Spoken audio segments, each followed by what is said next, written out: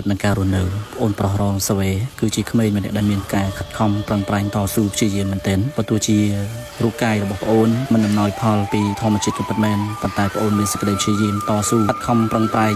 មិនចាញ់មនុស្សដែលមានជើងជាស្មារតីកាយសម្បត្តិគ្រប់គ្រាន់ឡើយតែសប្តាហ៍នេះប្អូនបានលើកឡើងថាទោះបីប្អូនខិតខំប្រឹងប្រែងតស៊ូក៏ពិតមែនតែពេលខ្លះនៅតែមានការជួបនឹងការលំបាកដោយសារតែការលក់ដូរផ្សព្វផ្សាយតាមប្រព័ន្ធអនឡាញរបស់ប្អូនគឺលក់អត់ដាច់ទេ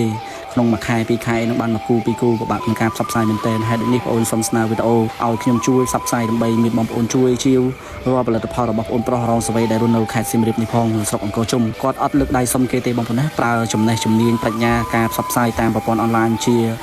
មុខរបរដើម្បីចិញ្ចឹមជីវិតគាត់មានកាយសម្បត្តិទាបមែនទែនបងប្អូនណាតូចមិនអាចទៅធ្វើការងារធ្ងន់ធំដុំបានទេប៉ុន្តែគាត់បង្កើត Facebook TikTok នេះជាការប្រម៉ូទក៏ដូចជារកកម្រៃដើម្បីចិញ្ចឹមជីវិតគ្រួសារអញ្ចឹងអាស្រ័យហេតុនេះបងប្អូនចូលរួមតាមសមត្ថភាពដែលបងប្អូនអាចជួយទៅបានជួយទិញរាល់ផលិតផលរបស់បងប្រុសផងហើយរាល់ការទិញគាត់នឹងមាន Facebook Page សម្រាប់តាក់ទងនៅលើអេក្រង់ហ្នឹងខ្ញុំដាក់ Page និង Facebook របស់គាត់អញ្ចឹងបងប្អូនអាចតាក់ទងទៅតាម Page និង Facebook នឹងបានអរគុណច្រើនបងប្អូន